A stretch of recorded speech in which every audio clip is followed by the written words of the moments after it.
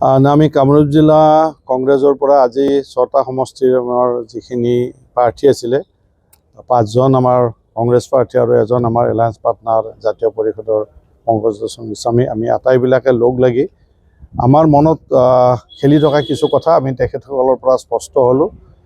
ইতিমধ্যে আমাৰ সভাপতি প্ৰাণজিৎ চৌধুৰীয়ে কৈছে কথাখিনি যে ইলেকশ্যন কমিশ্যনৰ পৰা কিমান EVM মেচিন কামৰূপ জিলাৰ কাৰণে পঠোৱা হ'ল, ১ নম্বৰ কথা। ২ নম্বৰ কথা হ'ল কিমানখিনি ব্যৱহৃত হ'ল, আৰু ব্যৱহাৰ হওঁতেও কিছু বুথ চেণ্টাৰত আমি দিছোঁ 2টাকৈ EVM মেচিন ব্যৱহাৰ হৈছে, কাৰণ কিছু ভোট চলাৰ পিছত কিছুমান বিকল হৈ গৈছে। এইটো কোনটো কেটেগৰী টেবুললৈ কেনেকৈ আনিব, এই কথাবিলাক আমি জানিব বিচাৰিছোঁ। আৰু যিখিনি ইউজ নহ'ল, অব্যৱহৃত যিখিনি EVM মেচিন আছে সেইখিনিত কেনেকৈ ৰখা হৈছে, তাত মানে আমি স্বচক্ষুৰে চাব বিচাৰিছোঁ। তাত হয়তো ইয়াৰ পৰা আঁতৰ কৰিব লাগে, নহ'লে আমাক পতিয়ন নিয়াকৈ সেই EVM মেচিনখিনি যাতে কোনো জেগাত ষ্ট'ৰ কৰা হয়, সেই কথাটো আমি তেখেতসকলৰ পৰা জানিব বিচাৰিছোঁ, আৰু তেখেতসকলে এই ক্ষেত্ৰত সহযোগ কৰিছে, এতিয়া আমাক দেখাব। তাৰোপৰি আমাৰ এজেণ্ট এইবিলাক বহুতখিনি কথাই থাকে, আৰু এতিয়া যিটো ষ্ট'ৰ ৰুমো চলি আছে, এই ষ্ট'ৰ ৰুমৰ সন্দৰ্ভতো কিছু আশা আমি দেখিবলৈ পাইছোঁ। বিশেষকৈ আমি 2টা সমষ্টি, পলাশবাৰী আৰু আমাৰ চমৰীয়া, এই 2টা সমষ্টিৰ যিটো আইচলেটেড প্লেচ, তাত আমি অলপ সংখ্যা বঢ়োৱাৰ কাৰণে অনুৰোধ কৰিছোঁ যে এজেণ্ট যিবিলাক তেওঁলোকে পহৰা দিব, সেই সংখ্যাটো অলপ বৃদ্ধি হ'লে ভাল।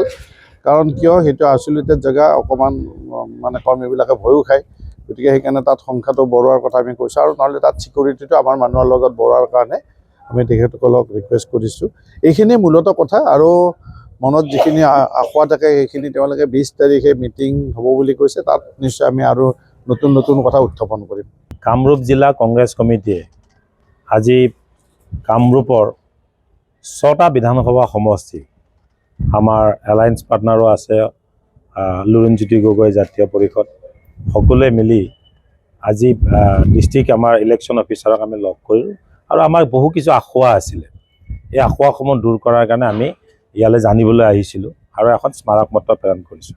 প্ৰথমটো হ'ল যে কামৰূপ জিলাত কিমানটা EVM আহিছিলে, সেই কথাটো আমি জানিব লাগিব, আৰু কিমানটা ব্যৱহাৰ হ'ল, আৰু কিমান বিকল হ'ল, আৰু কিমান আনইউজ থাকিলে, এই সকলোখিনি কথা আমি জানিব লাগিব। আৰু সেইকাৰণে আমাক আজি ইলেকশ্যনত ব্ৰাঞ্চত আমি আহিছিলোঁ, আৰু সকলোৱে আমি এই কথাখিনি অৱগত কৰিলোঁ। আৰু নিৰ্বাচনৰ সময়ত ৰিজাল্টৰ দিনা 4 মে' তাৰিখে পুলিং এজেণ্ট কিমান হ'ব, বা ক'ত কিমান কেনেকৈ থাকিব, এই আশাসমূহ দূৰ কৰাৰ কাৰণে আমি এখন স্মাৰকপত্ৰ প্ৰেৰণ কৰিছোঁ, আৰু তেখেতসকলেও সহযোগ কৰিছে। আমাক এতিয়া এক্সট্ৰা EVM যিমানখিনি আছে সেই গোটেইখিনি এতিয়া আমাক দেখাব, আমি সেইসমূহ চাবলৈ যাম।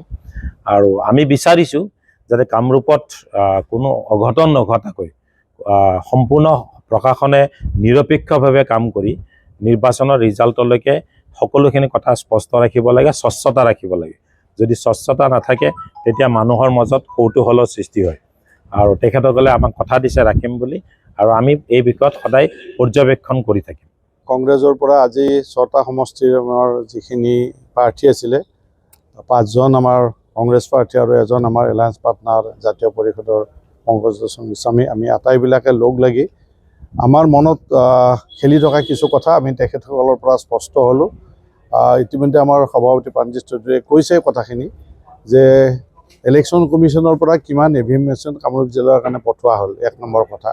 2 নম্বৰ কথা হ'ল কিমানখিনি ব্যৱহৃত হ'ল, আৰু ব্যৱহাৰ হওঁতেও কিছু ভোট চেণ্টাৰত আমি দিছোঁ 2টাকৈ EVM মেচিন ব্যৱহাৰ হৈছে, কাৰণ কিছু ভোট চলাৰ পিছত কিছুমান বিকল হৈ গৈছে। এইটো কোনটো কেটেগৰী টেবুললৈ কেনেকৈ আনিব, এই কথাবিলাক আমি জানিব বিচাৰিছোঁ।